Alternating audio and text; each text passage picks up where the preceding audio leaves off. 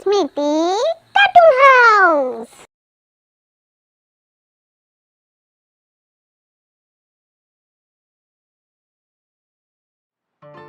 Hello বন্ধুরা, আজ আমি আবার এসে গেছি একটা নতুন গল্প নিয়ে। আজ তোমাদের কাছে নিয়ে এসেছি বনদেবীর উপহার। এক গ্রামে শ্যামল নামে এক ব্যক্তি বাস করত। শ্যামলের নির্দিষ্ট কোনো কাজ ছিল না, যখন যা কাজ পেত সেই কাজই করত, আর তার থেকেই যা রোজগার হতো তাতে কোনো রকমে তার সংসার চলতো।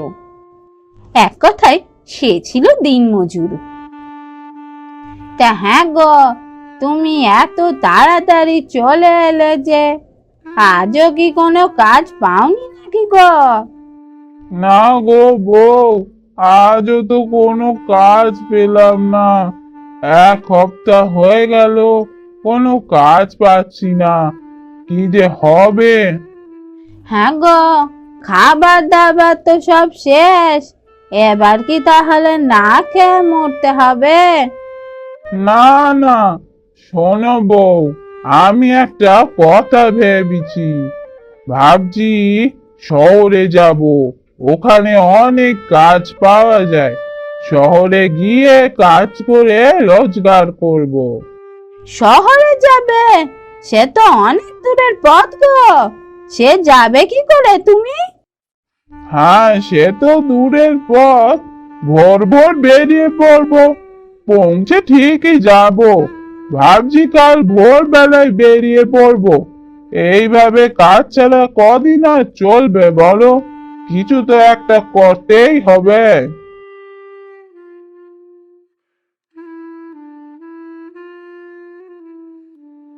শোনো গো বউ, আমি বেরোলুম। হ্যাঁ, দুগা দুগা করে বেরিয়ে পড়ো তো দেখি। শোনো, তোমার পুটুলিতে আমি একটা রুটি দিয়ে দিয়েছি, ওই রুটিটাই ঘরে ছিল, আর কিচ্ছু নেই। ওই রুটিটা খিদে পেলে খেয়ে নিও। এবার বেরিয়ে পড়ো দেখি। দুগা দুগা। এরপর শ্যামল শহরে যাওয়ার জন্য বেরিয়ে পড়ল রাস্তায়। বেশ খানিকক্ষণ পর সে একটা জঙ্গলে গিয়ে পৌঁছলো। আহ, বড্ড খিদে পেয়েছে। অনেকক্ষণ ধরে তো হাঁটছি। এক কাজ করি, বউ যে রুটিটা দিয়েছিল ওটাকেই খেয়ে নি। ওই গাছটার তলায় বসে খেয়ে নি।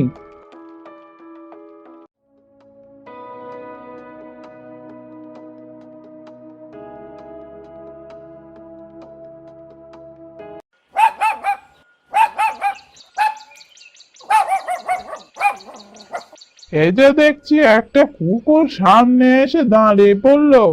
দেখে তো মনে হচ্ছে কুকুরটার খুব খিদে পেয়েছে। কি করি, আমার কাছে তো এই একখানাই রুটি আছে। আমারও যে বড্ড খিদে পেয়েছে। যাকে, এই রুটিখানা কুকুরটাকেই দিয়ে দি। অবলা প্রাণী বলে কথা। আহা গো, কি খিদেই না পেয়েছে। নে নে, এই রুটিটা খেয়ে নে।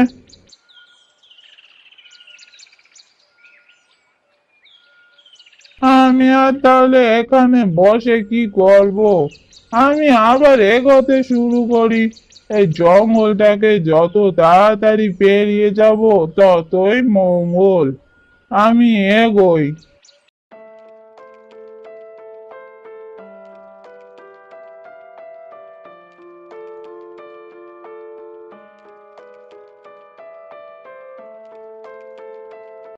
এ কি, এ তো দেখছি সন্ধে হয়ে গেল।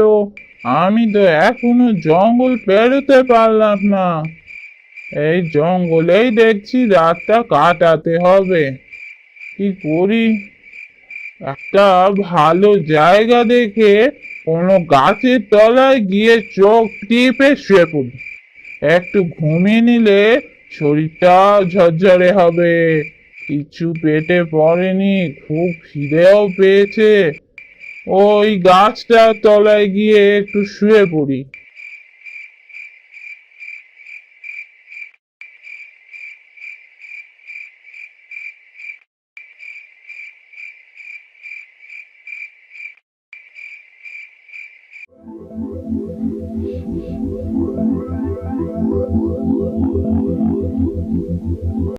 শ্যামল, তুই তো খুব ভালো মনের মানুষ, খুব দয়ালু। তোর কাজে আমি খুব সন্তুষ্ট হয়েছি।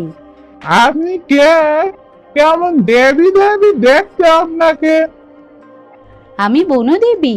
আজ সকালে তুই যে কুকুরটাকে রুটি দিয়েছিস, আমি সেই কুকুর। আমি কুকুরের বেশে তোকে পরীক্ষা করতে গিয়েছিলাম। তোর কাজে আমি খুব সন্তুষ্ট হয়েছি। তুই খুব দয়ালু মনের মানুষ, তাই আমি তোকে কিছু দিতে চাই। এই নে। এই চাকা জাদু চাকা। এই চাকার সামনে চোখ বন্ধ করে বসে তুই যে পাত্রের নাম করবি, চোখের নিমেষে সেই পাত্র তৈরি হয়ে যাবে। যা, তুই ফিরে যা। এই চাকা তোর জীবনে কোনো অভাব আসতে দেবে না।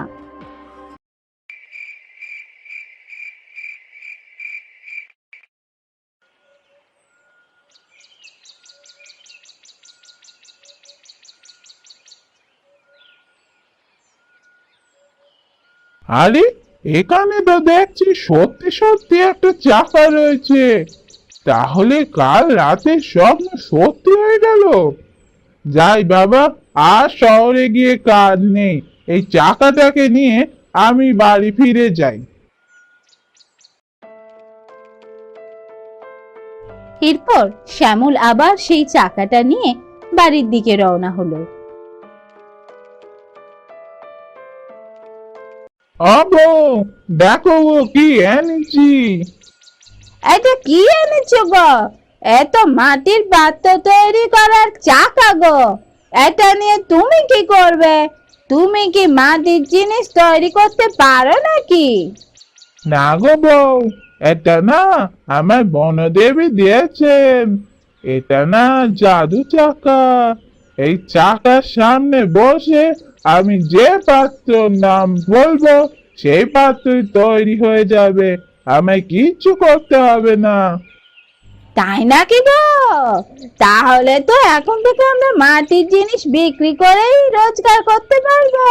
তোমায় আর ঘুরে ঘুরে কাজ খুঁজতে হবে না। যাও যাও, গিয়ে দেখো এটাই কি কাজ হচ্ছে, দেখো গিয়ে।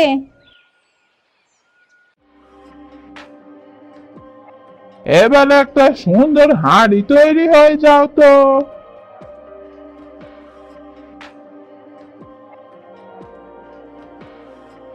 একই, এত দেখছি সত্যি সত্যি হাঁড়ি তৈরি হয়েছে। আবো, একবার এসে দেখো গো, সত্যি সত্যি হাঁড়ি তৈরি হয়েছে গো।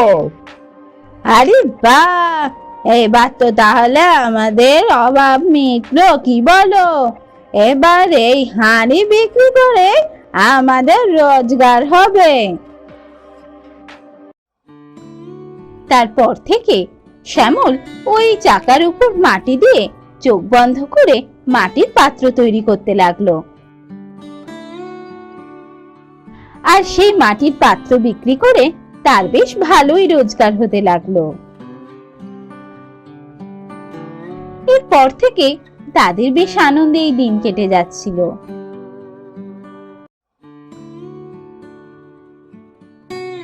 ধীরে ধীরে শ্যামলের বিক্রি অনেক বেড়ে গেল।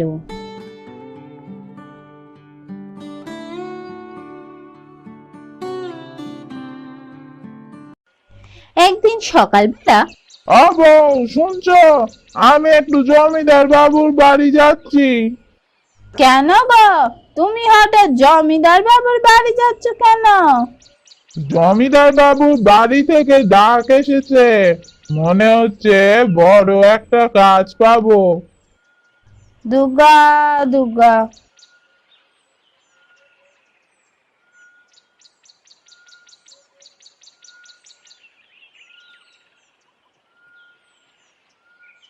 হুজুর, আমাকে ডেকে পাঠিয়েছিলেন?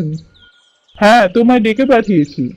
তোমার মাটির হাঁড়ি তৈরির অনেক সুনাম শুনেছি। শোনো শ্যামল, আগামী পূর্ণিমাতে আমার বাড়িতে সত্যনারায়ণ পুজো আছে। সেই দিন আমার 200টা মাটির হাঁড়ি লাগবে। সঠিক সময় মতো কাজটা যেন হয়ে যায়। যদি সঠিক সময় মতো আমি সব মাটির হাঁড়ি পেয়ে যাই, তাহলে তুমি সঠিক পারিশ্রমিকও পাবে। আগে হুজুর, আপনি সঠিক সময় মতো হাঁড়ি পেয়ে যাবেন, আমি তাহলে এখন আসি। এরপর সে বাড়িতে ফিরে এসে জমিদার মশাইয়ের জন্য মাটির হাঁড়ি তৈরি করা শুরু করলো।